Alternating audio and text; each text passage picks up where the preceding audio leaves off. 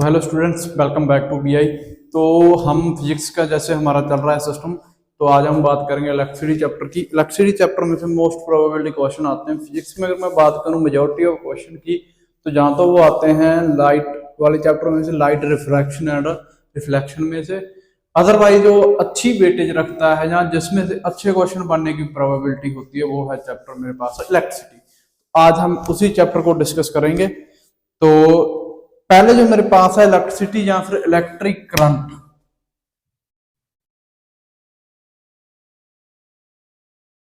Electric current basically क्या होता है, पहले इस बात का हमें पता होना बहुत जरूरी है, राइट। तो इलेक्ट्रिक करंट जो है मेरा, वो होता है फ्लो ऑफ चार्ज। अब चार्ज एक नई चीज है, चार्ज क्या है, ठीक है। तो जैसे ही आपने 9वीं क्लास में केमिस्ट्री में चैप्टर पढ़ा होगा स्ट्रक्चर ऑफ एटम, उसमें हम बात करते हैं एटम की, राइट। एटम क्या होता है? एटम मेरे पास होता है the smallest unit of matter, यानी कि कोई भी मैटर की एक छोटी सी यूनिट है, उसे हम एटम कहते हैं। अब एटम में मेरे पास मेजोरिटी ऑफ दो चीजें होती है, एक न्यूक्लियस होता है और दूसरा होते हैं इलेक्ट्रॉन, राइट। और अगर मैं बात करूं केमिस्ट्री की, तो केमिस्ट्री में हमने देखा है कि जब भी बॉन्ड बनाने के लिए जो मेरे पास जरूरी चीज है, वो है इलेक्ट्रॉन की जो शेयरिंग होती है, उसकी वजह से बॉन्ड बॉन्ड बनते हैं। बॉन्ड कोवलेंट हो, वो बॉन्ड आयनिक हो, वो सारी चीजें, राइट। तो न्यूक्लियस में फर्दर दो चीजें होती हैं, प्रोटॉन एंड न्यूट्रॉन। इतनी डिटेल में हम नहीं जाएंगे, हमें सिर्फ ये चाहिए। अब जब भी मेरे पास इलेक्ट्रॉन फ्लो करेंगे, तो मतलब मेरा क्या है, नेगेटिव चार्ज फ्लो करेगा, राइट। क्योंकि इलेक्ट्रॉन पे जो चार्ज होता है वो नेगेटिव होता है। तो जिसमें अमाउंट ऑफ इलेक्ट्रॉन मेरे फ्लो करेंगे, वो मेरा होएगा एक कंडक्टर, राइट। और जब इलेक्ट्रॉन फ्लो करेंगे तो चार्ज फ्लो करेगा, तो उसकी वजह से मेरे पास क्या प्रोड्यूस होएगा, करंट प्रोड्यूस होएगा, ठीक है। तो इलेक्ट्रिक करंट बेसिकली क्या होता है, द फ्लो ऑफ चार्ज। अब वो चार्ज अगर इलेक्ट्रॉन फ्लो करने तो नेगेटिव हो सकता है, अदरवाइज जहां फिर वो पॉजिटिव भी हो सकता है, ठीक है। नेगेटिव और पॉजिटिव हो सकता है मेरे पास जो चार्ज है, ठीक है। तो फ्लो ऑफ जो चार्ज है वही मेरा होगा करंट, राइट। और करंट को डोनेट बेसिकली किया जाता है मेरे पास आई से। तो आई इज इक्वल टू जो चार्ज है उसको डिनोट करते हैं क्यू से, डिवाइड में टी, टाइम। यानी कि एक पर्टिकुलर जहां 1 सेकंड में मेरे पास जो मेरा flow of charge in 1 second is called current या फिर इलेक्ट्रिक करंट। तो I is equal to Q by T मेरे पास जो है इसका फॉर्मूला बनेगा। जहां से आई मेरे पास करंट को रिप्रेजेंट करता है, टी टाइम को रिप्रेजेंट कर रहा है जहां पे, एंड क्यू मेरे पास चार्ज है, जो मेरा चार्ज फ्लो कर रहा है एक पर यूनिट टाइम में, वही मेरे पास वो क्या होएगा, मेरा करंट होएगा, ठीक है। अब इसकी एसआई यूनिट की बात कर लेते हैं। अब एसआई यूनिट क्या होती है? एसआई यूनिट की फुल फॉर्म होती है मेरे पास इंटरनेशनल सिस्टम ऑफ यूनिट, ठीक है। डिटेल में नहीं जा रहे हम। तो इंटरनेशनल सिस्टम ऑफ यूनिट के अकॉर्डिंगली जो मेरे पास करंट है, उसकी जो यूनिट है वो क्या बनती है, हमें वो देखनी है, राइट। तो करंट है आई। अब इसमें तुम्हें पहले पता होना चाहिए इन दोनों की यूनिट, ठीक है। आई इज इक्वल टू है मेरे पास क्यू अपॉन में टी, ठीक है। अब जो क्यू है इसकी यूनिट जो होती है एस आई, वो होती है कूलम, सी से लिखते हैं। टाइम की होती है सेकंड, राइट। तो I is equal to coulomb divide में सेकंड, राइट। ये बनेगी, राइट। तो इसको हम कैसे लिख सकते हैं? तो सी अपॉन, या फिर इसको लिखते हैं सेकंड इनवर्स से, ठीक है। ये बनेगी मेरी यूनिट करंट की। अब ये जो है coulomb per second is equal to होता है मेरे पास एम्पियर के। इस वजह से करंट की जो ऐसा यूनिट है उसे हम डिनोट लिखते हैं ए से, एम्पियर से। एम्पियर इज द ऐसा यूनिट ऑफ करंट, ठीक है। करंट की ऐसा यूनिट होती है, वो होती है एम्पियर। अब उसके बाद है मेरे पास इसका, हाँ, पोटेंशियल, इलेक्ट्रिक पोटेंशियल। एक सेकेंड,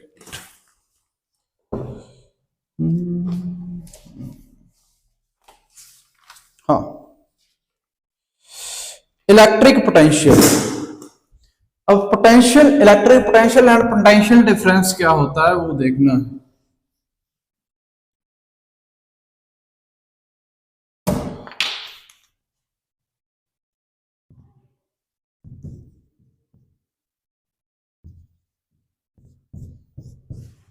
इलेक्ट्रिक पोटेंशियल जो है बेसिकली वो होता है मेरे पास कि मेरे पास कोई भी एक यूनिट पॉजिटिव चार्ज है या फिर कोई भी चार्ज है, मान लो ये मेरे पास एक पॉजिटिव चार्ज है, राइट। ये इन्फिनिटी से चला, इन्फिनिटी मतलब कि बहुत दूर कहीं से वो चला है, फ्लो करना इसने शुरू किया है। फ्लो करता करता करता करता ये मान लो इस पॉइंट पे पहुंच गया, ये पॉइंट पी है और ये फर्दर आगे जा रहा है, ठीक है। तो जो मेरा चार्ज है वो मेरा वर्क डन करता हुआ, काम करता हुआ या फ्लो करता हुआ पॉइंट पी तक वो पहुंच गया, राइट। अब जो इसने वर्क डन किया इन्फिनिटी से लेके पॉइंट पी तक आने के लिए, वो होएगा इसका पोटेंशियल या फिर electric potential. The work done of unit positive charge to infinity to point P is called, या फिर जो पॉइंट हमने जिस पॉइंट पे हम इलेक्ट्रिक पोटेंशियल चेक कर रहे हैं उस पॉइंट तक जो उसने वर्क डन किया है वही उसका होएगा इलेक्ट्रिक पोटेंशियल।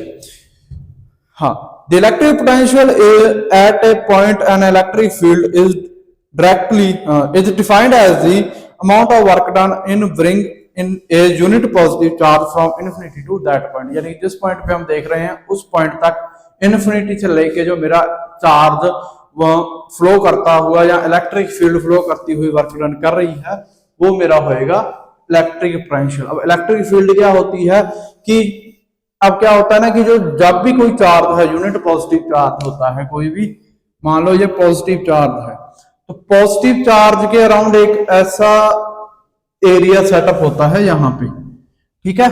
इसके अराउंड जो इसकी फील्ड होती है, बेसिकली पॉजिटिव चार्ज की जो फील्ड होती है, मतलब इस एरिया में आने से अगर इसके इस एरिया में अगर पॉजिटिव चार्ज आएगा तो उसको तो ये क्या करेगा, रिपेल करेगा,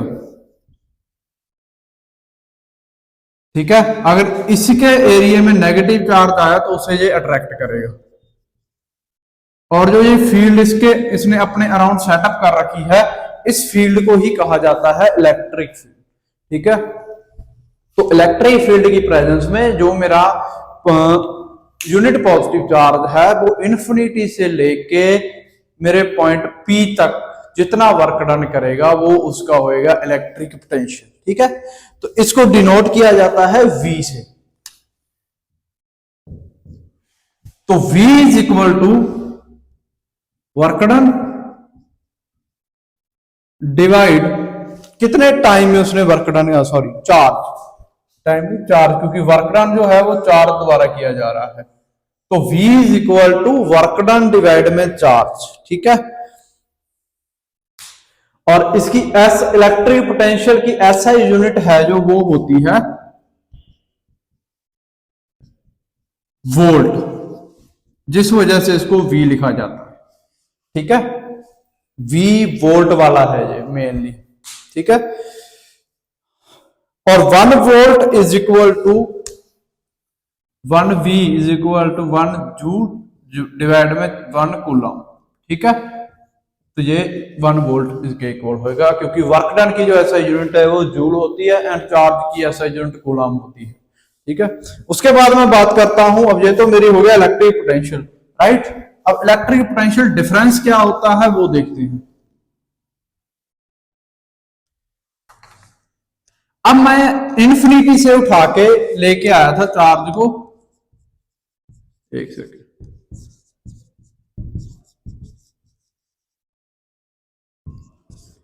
इन्फिनिटी से मैंने उठाया था, मैं चार्ज को पॉइंट पी पे ले आया था, राइट। अब इस पॉइंट से मैं जो पॉइंट क्यू तक चार्ज का जो वर्क डन कराऊंगा, इन दोनों का जो डिफरेंस होएगा उसको मैं कहूंगा इलेक्ट्रिक पोटेंशियल डिफरेंस, ठीक है।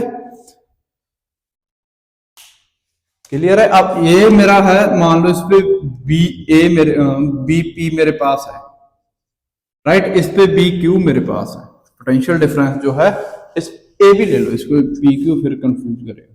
ये इस पे बी ए है, इस पे बी पी है, ठीक है। तो जो मेरे पास बी ए है वो इक्वल होएगा किसके होना है, डब्ल्यू ए के डिवाइड में, क्योंकि वर्क डन तो सेम ही है ना, डब्ल्यू के डिवाइड में कूलम सी, क्यू के चार्ज के, हाँ डब्ल्यू ए के सॉरी, और चार्ज है वो सेम ही है, सेम वी मेरे पास बी है वो इक्वल होएगा डब्ल्यू बी के डिवाइड में क्यू के। अब ये क्यों हुआ, क्योंकि डब्ल्यू ए रिप्रेजेंट कर रहा है इन्फिनिटी से लेके जो पी पॉइंट तक वर्क डन हुआ उसको, डब्ल्यू वी रिप्रेजेंट कर रहा है जो इन दोनों के बीच का में पॉइंट पी से लेके पॉइंट क्यू तक जो वर्क डन हुआ उस चीज को, ठीक है। अब पोटेंशियल डिफरेंस यहाँ पे अलग होना है, यहाँ पे अलग होना है, ये इन्फिनिटी और इसके बीच का है, और ये इन दोनों के बीच के जो डिफरेंस होएगा वो होएगा, यानी कि दो पॉइंट्स के बीच का जो डिफरेंस, या दो पॉइंट किसी भी वायर के दो पॉइंटों के बीच का डिफरेंस जो होता है वो ही होता है उसका पोटेंशियल डिफरेंस, ठीक है। ठीक, उसके बाद क्या है, जो पोटेंशियल डिफरेंस में निकालूंगा कैसे, जो पोटेंशियल डिफरेंस है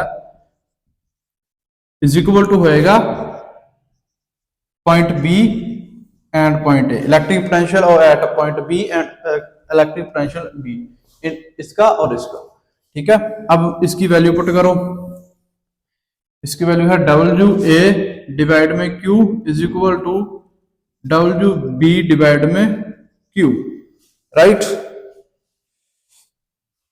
तो क्यू कॉमन आ गया, एक सेकेंड, इक्वल नहीं है, माइनस है सॉरी, ठीक है। तो क्यू एलसीएम ले लिया मैंने, तो क्या आ गया W A minus W B मेरे पास पोटेंशियल डिफरेंस आ गया, ठीक है।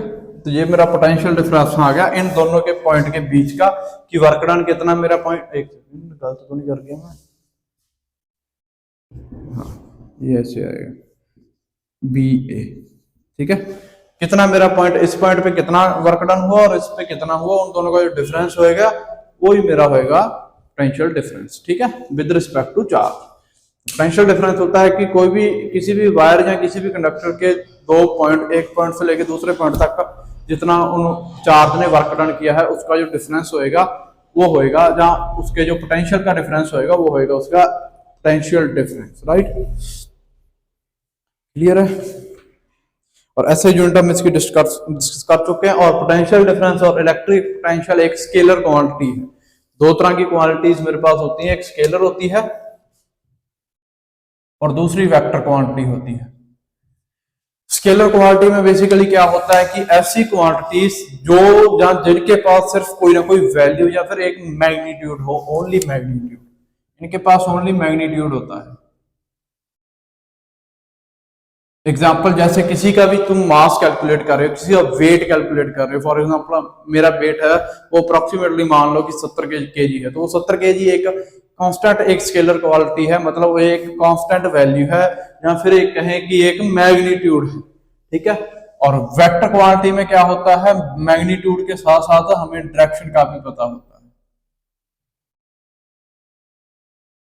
वेक्टर हमें जो है वो बताता है मैग्नीट्यूड प्लस में डायरेक्शन। फॉर एग्जांपल मान लो वेलोसिटी के बारे में तुमने क्लास 9th में पढ़ा होगा, 10th में तो उसके रिलेटेड कुछ है नहीं, तो 9th में तुम वेलोसिटी जब पढ़ते हो तो वेलोसिटी क्या होती है कि एक change in position with respect to, मतलब कि डिस्प्लेसमेंट अपॉन में टाइम कहते हैं हम, कि एक कोई भी चीज अपनी पोजीशन चेंज कर रही है, एक पर्टिकुलर डायरेक्शन में वो चेंज कर रही है, हमें उसकी डायरेक्शन पता होती है बेसिकली। इस वजह से जो वेलोसिटी है एक स्केलर सॉरी एक वेक्टर क्वांटिटी है, एंड जो पोटेंशियल डिफरेंस है वो हमें कोई डायरेक्शन नहीं बता रहा, बस ओनली वैल्यूज बताता है कि इतना इनके बीच में कोई कांस्टेंट वैल्यू है, वो इनका पोटेंशियल डिफरेंस है, जब वो इसका पोटेंशियल है, इस वजह से इसको स्केलर क्वांटिटी कहा जाता है, ठीक है। हाँ, तो अब है उसके बाद कंडक्टर एंड इंसुलेटर क्या होते हैं। तो ये तो बेसिकली छोटी क्लासों से पढ़ते आ रहे हैं हम, कंडक्टर जिसमें से इलेक्ट्रिसिटी पास हो जाए और इंसुलेटर जिसमें से इलेक्ट्रिसिटी पास ना हो उसे हम इंसुलेटर कहेंगे। देखिए कंडक्टर में बेसिकली क्या होता है कि जो मेरे पास चार्ज होता है, जहां की फ्री इलेक्ट्रॉन होते हैं वो होते हैं और वो फ्लो करते हैं, जिस वजह से उसमें से इलेक्ट्रिसिटी इजीली पास हो जाती है। और इंसुलेटर में वो फ्री इलेक्ट्रॉन्स ना होने की वजह से इलेक्ट्रिसिटी उनमें से पास नहीं होती। बेसिक यही कारण होता है कंडक्टर और इंसुलेटर का।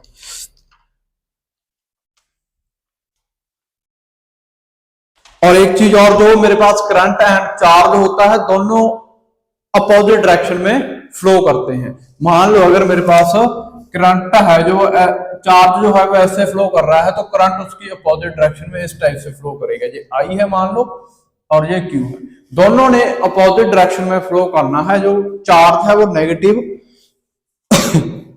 बेसिकली जो चार्ज होता है, किसी भी बैटरी से तुमने कोई वायर कनेक्ट कर दी तो जो चार्ज होएगा तुम्हारा वो फ्लो करता है नेगेटिव टू पॉजिटिव। एक सेकेंड, हाँ, नेगेटिव टू पॉजिटिव है जो तुम्हारा चार्ज फ्लो करता है, और करंट उसकी अपोजिट डायरेक्शन में फ्लो करेगा तो वो पॉजिटिव से नेगेटिव फ्लो करेगा। ठीक है, नेगेटिव से पॉजिटिव जो है वो चार्ज जा रहा है, और पॉजिटिव से नेगेटिव जो है वो करंट जा रहा है।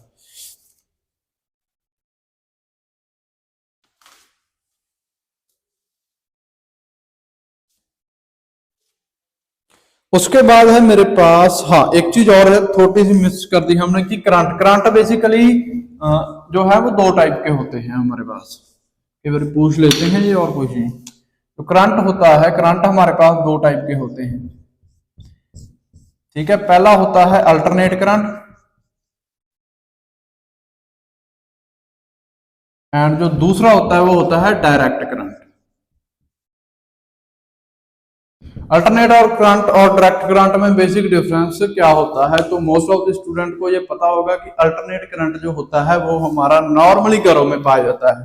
ठीक है, तो बेसिकली ये जो प्लग है मेरे पास, दिस इज द प्लग है, जो है मेरे पास ये वाला प्लग, ये है मेरे पास अल्टरनेट करंट का, क्योंकि इसको चाहे तो मैं ऐसे लगाऊं, चाहे मैं इसको ऐसे करके लगा दूं, चाहे इसको ऐसे टेढ़ा लगा दूं। ठीक है, अब इसमें क्या है, इसको चाहे तो मैं ऐसे लगाऊं इसमें, चाहे मैं इसको ऐसे लगाऊं उल्टा करके ऐसे।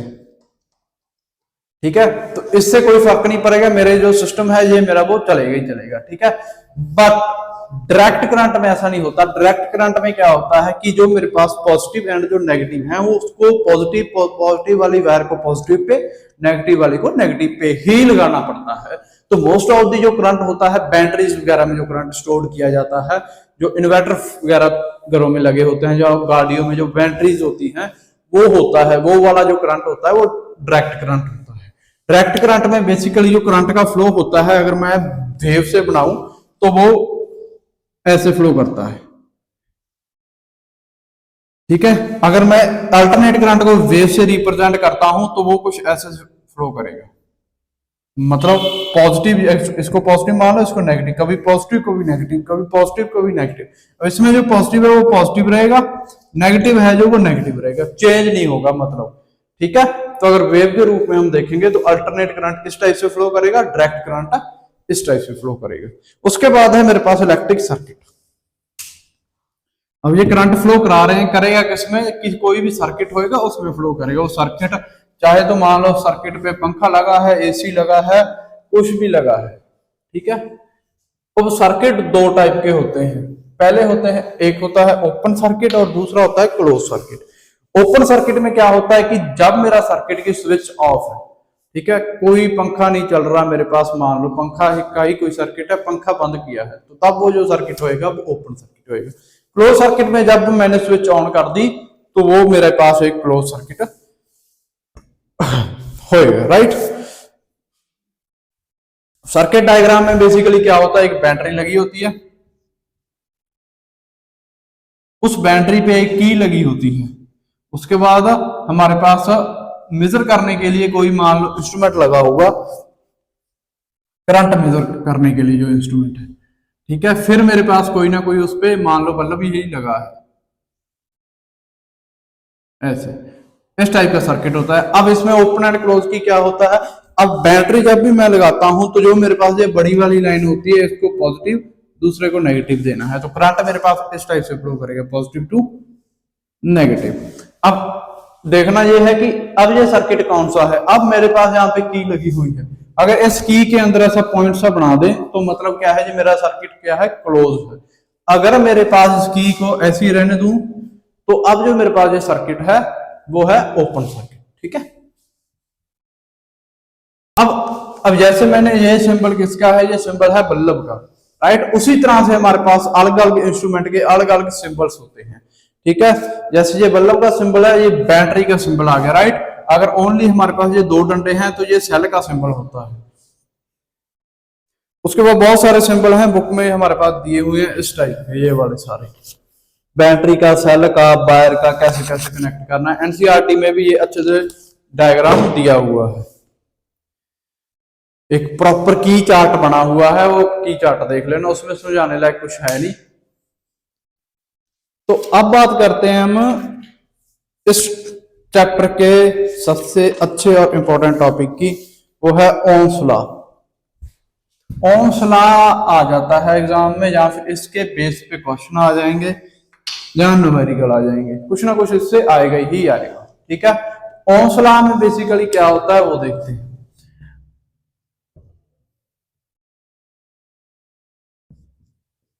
ओम्स लॉ क्या कहता है कि जो मेरे पास पोटेंशियल डिफरेंस होएगा वो डायरेक्टली प्रोपोर्शनल होएगा, जो पोटेंशियल डिफरेंस मेरा होता है वो डायरेक्टली प्रोपोर्शनल होता है करंट के। ठीक है, मतलब जो मेरा V है वो डायरेक्टली प्रोपोर्शनल होएगा करंट के। V मतलब पोटेंशियल डिफरेंस या पोटेंशियल इलेक्ट्रिक पोटेंशियल, और I मतलब करंट। तो प्रोपोर्शनलिटी का साइन हटाने के लिए हम यहां पे लेके आते हैं कांस्टेंट। वो कांस्टेंट होता है V is equal to R I, या V is equal to I R कह लो, थोड़ा इजी है। ठीक है, तो this is your Ohm's law. अब R जो है यहां पे ये होती है रेजिस्टेंस। रेजिस्टेंस बेसिकली क्या होती है, R जो है मेरे पास वो होती है resistance of any conductor, right. तो R रेजिस्टेंस क्या होती है कि जो करंट फ्लो होने को रोके, रिस्ट्रिक्ट करे कि तुमने यहां नहीं जाना। रिस्ट्रिक्शंस लगाते हैं, अगर हम बात करें स्कूल कॉलेजेस में तो रिस्ट्रिक्शन लगी होती है, स्टूडेंट्स ने इतने बजे आना है, इतने बजे छुट्टी होगी, इतने बजे रिसेस होगी, राइट। उसी तरीके से जो करंट को फ्लो या करंट पे जो रिस्ट्रिक्शन लगाते हैं उसको कहते हैं रिस्ट्रिक्शन। ठीक है, करंट को जो फ्लो होने से रोकती है, कह लो इनडायरेक्टली अगर हम बात करें कि करंट को जो फ्लो होने से रोकती है वो है रेजिस्टेंस। ठीक है, अब इसमें मेरे पास क्या है कि यहां से तीन फॉर्मूले फिर से बन सकते हैं। तो I अगर मैं बात करूं तो वो V बाई आर हो जाएगा, और अगर मैं R की बात करूं तो वो V बाई आई हो जाएगा। ठीक है, तो ये मेरे पास तीन फॉर्मूले ओम्स लॉ से प्रोड्यूस होते हैं। और 1 ओम यानी कि ओम को ऐसे लिखते हैं SI यूनिट के रूप में, this is the SI unit of Ohm's law से हमारे पास आई थी। और 1 ओम इज इक्वल टू होता है मेरे पास,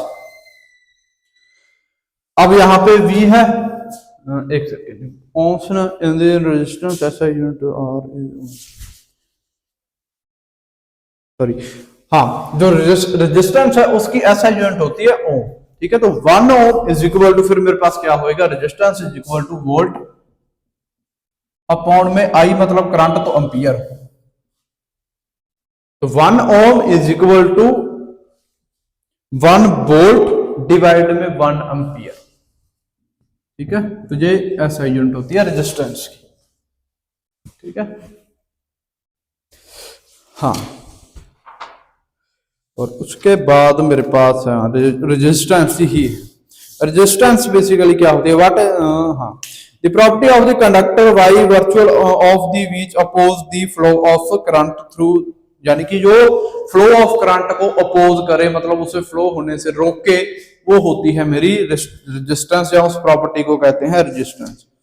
ठीक है, और इसका जो ऐसा यूनिट होती है वो होती है ओम, और उसे डोनेट करते हैं ओमेगा से।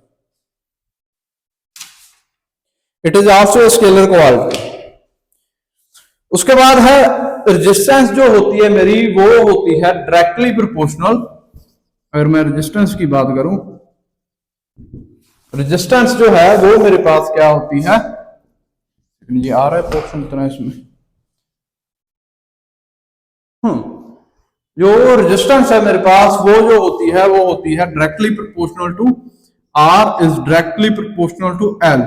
एल मतलब होता है लेंथ ऑफ कंडक्टर, यानी कि जितना लंबा मेरा कंडक्टर की जहां जितनी लंबी मेरी वायर है उसमें जो रेजिस्टेंस है उतनी ही ज्यादा होगी, और वो आर इनवर्सली प्रोपोर्शनल होता है ए के। ए मतलब होता है एरिया, ठीक है। तो ओवरऑल अगर इसको मैं बनाऊंगा तो वो मेरा क्या बनेगा, R is directly proportional to L upon में इनवर्सली प्रोपोर्शनल टू ए, कुछ ऐसा तो इसका फॉर्मूला बनेगा रेजिस्टेंस का, ठीक है। इसको मैं यहां लेके आ रहा हूं,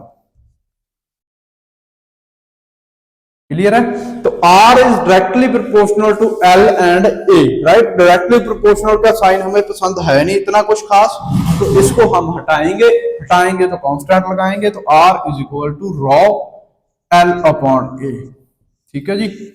ये और रॉ मेरे है रेजिस्टिविटी। अब ये जो रेजिस्टिविटी होती है ये होती है अलग अलग कंडक्टर्स के लिए अलग अलग, ठीक है। The material with the difference property are available based on electric behavior and material is classified, यानी कि जो मटेरियल के बेसिस पे जो इसकी वैल्यूज होती है वो अलग अलग तरह से हम क्लासिफाई कर सकते हैं,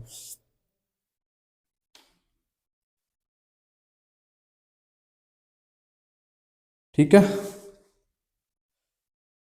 अगर किसी केस में मेरे पास L की वैल्यू 1 हो जाती है और A की वैल्यू भी 1 हो जाती है, तो मेरे पास जो रेजिस्टेंस है इज इक्वल टू रेजिस्टिविटी हो जाना है, ठीक है। अगर L की वैल्यू 1 हो जाए और A की वैल्यू 1 हो जाए, दोनों की वैल्यू 1 हो जाए किसी कंडक्टर के केस में, तो rho is equal to R के चली जाती है।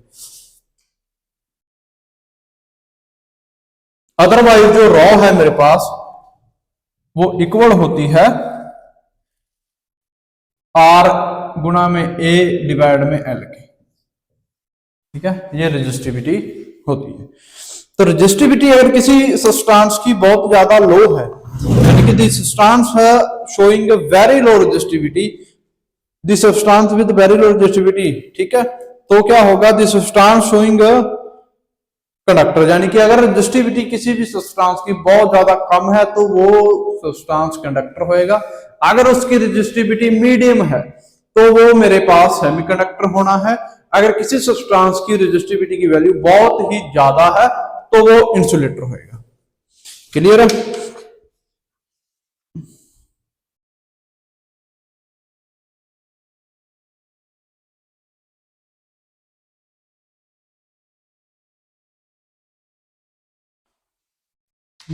हाँ, उसके बाद एक सर्किट के कंबाइन करने हैं हमने रेजिस्टेंस, ठीक है। हाँ, अब रजिस्टर्स को कंबाइन करना है। अब वो कंबाइन करने का दो तरीके मेरे पास होते हैं, जहां तो मैं उन्हें पैरेलल में लगा लूं या फिर उन्हें मैं सीरीज में लगा लूं, ठीक है। वो दोनों तरीके हमें देखने हैं। पहले देखते हैं पैरेलल, तो रजिस्टर इन पैरेलल। अब इससे हमने इसकी रेजिस्टेंस निकाल दी है। पैरेलल में क्या है, मतलब मेरे पास कोई भी रजिस्टर है, मान लो इनको ऐसे ऐसे मैंने लगा दिया, ये सिंबल होता है रजिस्टर का। मैंने थोड़ा सा गंदा बनाया है बट कोई नहीं, चला लेंगे हम इतने से काम। बैटरी लगाई, स्विच लगाई, करंट को मिरर वाला लगा दो, लगाना है तो, ठीक है। करंट ने मेजर कर लियो तो ये लगा दो दूसरा, वोल्ट वाला भी लगा ही देते हैं, दोनों पॉइंट पे देखेंगे कितनी कितनी वोल्ट है।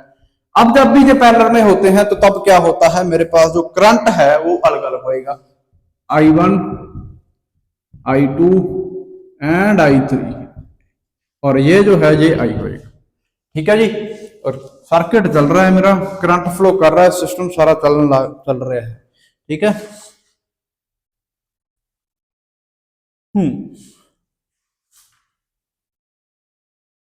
तो करंट जो है अभी हमने ओम्स देखा है, ओम्स कहता कि जो मेरे पास आई है उसको तुम रख दो इक्वल वी आर के, तो I1 को भी फिर हम इक्वल रखेंगे। अब इसमें I1 इक्वल होगा V1 के या फिर R1 के, तो जो V है पोटेंशियल डिफरेंस इस पॉइंट पे देख रहा हूं, इस पॉइंट पे देख रहा हूं, तो ये सेम होना है, तो V डिवाइड में R1, I2 is equal to V divide में R2, I3 is equal to V divide में R3, राइट। अब जो टोटल करंट है मेरा आई, वो इक्वल होता है I1 प्लस में I2 प्लस में I3 के टोटल करंट तो यही है, यहां से भी यही आ रहा है आई। अब इनका जो सम होएगा वो आई के इक्वल होएगा, वही मैं किया है, बस वैल्यू पुट कर दो सारों की। तो V by R is equal to V by R1 plus V by R2 plus में V बाई R3। तो ये आ गया, V कॉमन निकाल लो तो मेरे पास क्या आएगा, V by R is equal to V 1 by R1 plus में 1 बाई R2 प्लस में 1 बाई R3। V से V कट गया, ठीक है, V से B कटा तो मेरे पास फिर क्या आया, यहां से मेरे पास आया 1 by R is equal to है 1 by R1 plus 1 by R2 plus में 1 बाई R3। तो this is the resistance of register which can be conduct in parallel. ठीक है, जब भी हम पैरेलल में किसी रजिस्टर को लगाएंगे तब उसकी जो रेजिस्टेंस है वो इतनी निकलेगी। 2 लगाओ, 3 लगाओ, 4 लगाओ, 5 लगाओ, 6 लगाओ, 7 लगाओ, कितने मर्जी लगा लो इन्फिनिटी तक, जो रेजिस्टेंस है उसकी 1 by R is equal to होगी 1 by R1 1 by R2 R3 R4 so on to infinity. अब ये तो बात होगी जब हम इनको लगाएंगे पैरेलल में, राइट। अगर हमने इनको लगा दिया सीरीज में तो क्या केस बनेगा वो हम देखते हैं। सीरीज में लगने से वोल्ट में चेंज आएगा, वोल्टेज जो है वो अपनी रंग दिखाएगी। ठीक है,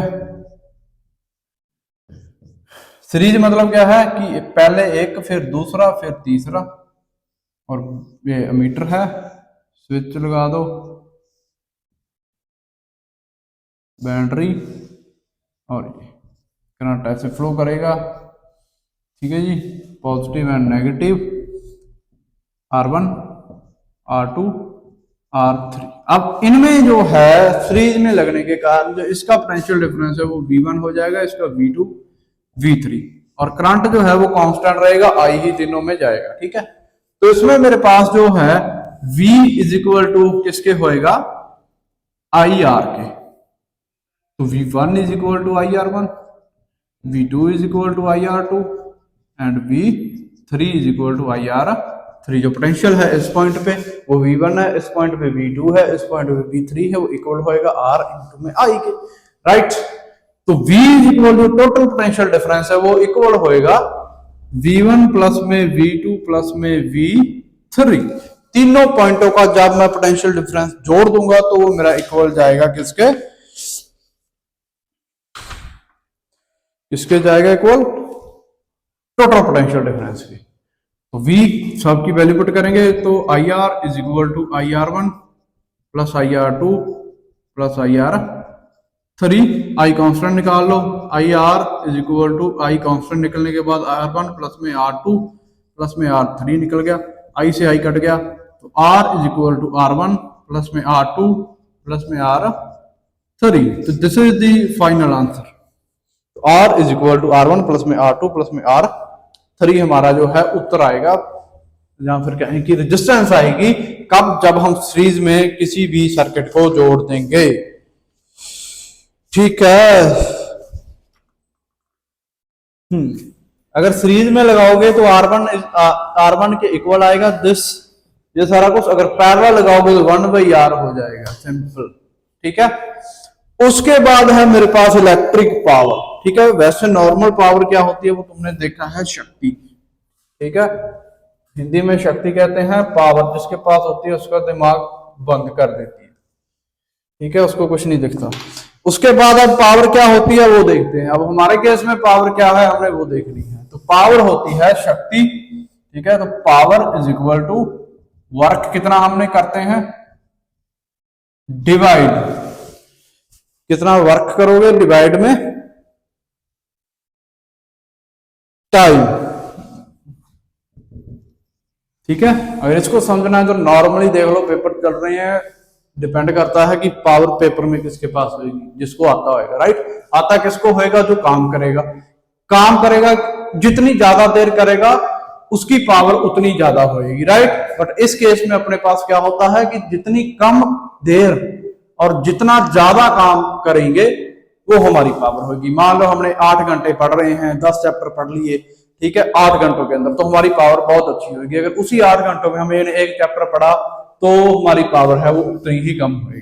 ठीक है, तो जितना ज्यादा हम वर्क करेंगे कम से कम टाइम में, वही हमारी पावर होगी।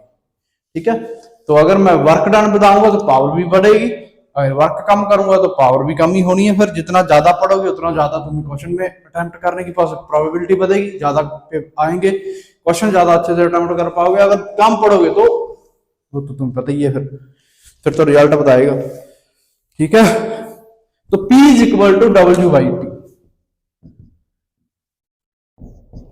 ठीक है जी, तो ये होती है मेरी पावर, ये हमने देखा है पहले भी।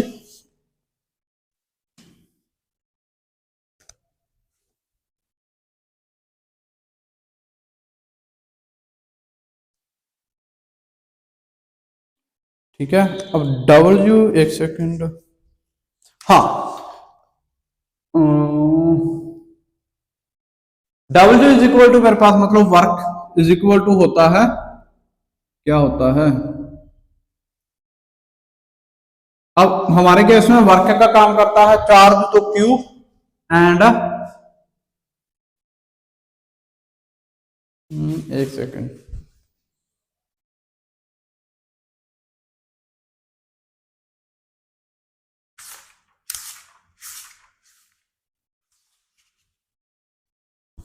हाँ सॉरी, तो पोटेंशियल डिफरेंस वाले केस में देखा था कि V इज इक्वल होता है W/Q, तो W इज इक्वल टू हो गया V/Q। ठीक है, तो ये वर्क डन मैं लेके आता हूं यहाँ पे, तो P इज इक्वल टू होगा मेरे पास V Q पॉन में T। अब ये जो है वो इक्वल होता है किसके, I के, तो पावर इज इक्वल टू होगी V अपॉन में I, यानी कि पोटेंशियल डिफरेंस या फिर पोटेंशियल इलेक्ट्रिक पोटेंशियल इनटू में करंट। तो पावर होती है किसी भी सर्किट की, वो होती है पोटेंशियल डिफरेंस मल्टीप्लाई में करंट या वोल्ट इनटू करंट। ठीक है, अब उसके बाद है मेरे पास जूल हीटिंग इफेक्ट या फिर नॉर्मल हीटिंग इफेक्ट, जो कि heating effect of current. Joule heating effect से पूछ लेते हैं क्वेश्चन कई बार, इसको जूल हीटिंग इफेक्ट भी कह देते हैं और इसको नॉर्मल हीट इफेक्ट भी कह देते हैं, हीट इफेक्ट ऑफ करंट या फिर joule heat effect of current.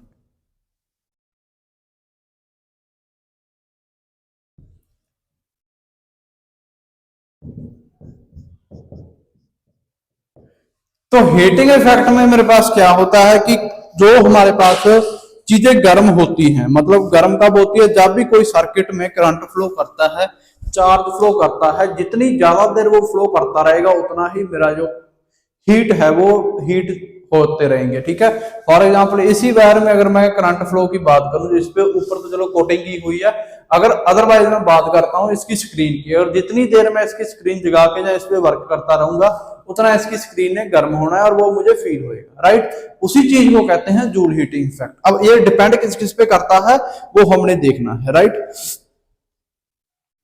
तो बेसिकली जो जूल हीटिंग इफेक्ट होता है वो H इज इक्वल टू होती है मेरे पास, एक सेकेंड,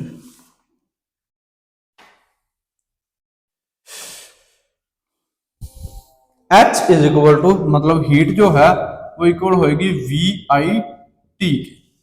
क्या ये मेरा होता है, अब VIT में क्या है, H रिप्रेजेंट करता है हीटिंग को कि कितनी हीट होएगी, V है वोल्ट या फिर पोटेंशियल डिफरेंस,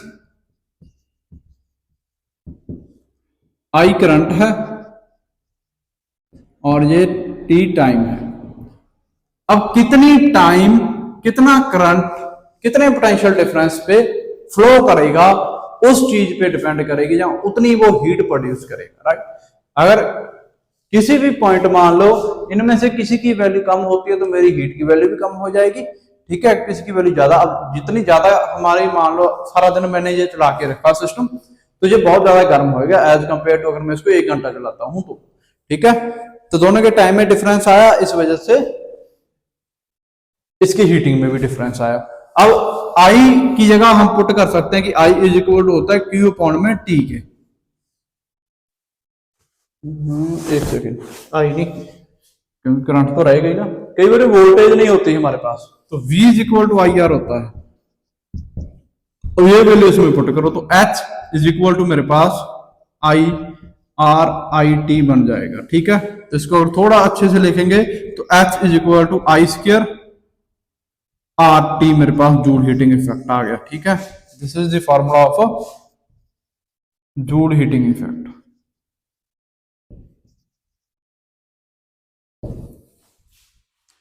ठीक है जी।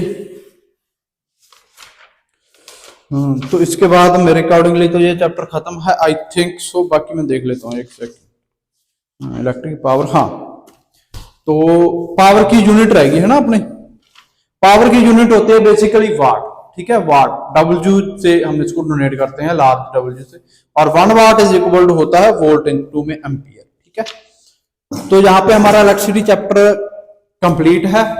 इसमें से मेजॉरिटी ऑफ टॉपिक हमने डिस्कस करनी है, ज्यादा से इसमें बड़े बड़े टॉपिक हैं और आने की प्रोबेबिलिटी भी सीधी ही होती है उनकी। दूसरा है जो पैरेलल एंड सीरीज है, उस पे बनते हैं न्यूमेरिकल्स। अलग अलग तरह से तुम्हें स्ट्रक्चर सजा के दे देंगे और तुम्हें उसका रेजिस्टेंस कैलकुलेट करनी पड़ेगी। अब कैसे उसको सेट करते हैं वो तुम्हारी किस्मत है। अगर उन्होंने कह दिया अपने अकॉर्डिंगली तो पैरेलल लगा के इसकी रेजिस्टेंस निकाल दो, या फिर उन्होंने कुछ अपने और से बना के डाला, तो वो पेपर पे डिपेंड करता है कि कैसा आता है। और बाकी इसके प्रीवियस ईयर करने की कोशिश करेंगे, टाइम हमारे पास बचा तो हम करेंगे। अदरवाइज अगर क्वेश्चन देखने हैं इसके तो वो हमें तुम्हें डिस्क्रिप्शन में मिल जाएगा PDF, वहां जाके तुम देख सकते हो कि इस चैप्टर में से किस किस टाइप के कैसे कैसे क्वेश्चन बनते हैं। ठीक है, तो आज के लिए इतना ही काफी है। मिलते हैं कल हमारे फिजिक्स के लास्ट लेक्चर के साथ, जो कि है मैग्नेटिज्म पे। उसमें कुछ ज्यादा है नहीं, मोस्ट प्रॉब्ली 15 से 20 मिनट का लेक्चर होगा। ठीक है, तो उसमें उसके साथ मिलते हैं। तब तक के लिए पढ़ते रहें। अगर कोई डाउट है तो कमेंट करें और चैनल को सब्सक्राइब करते रहें।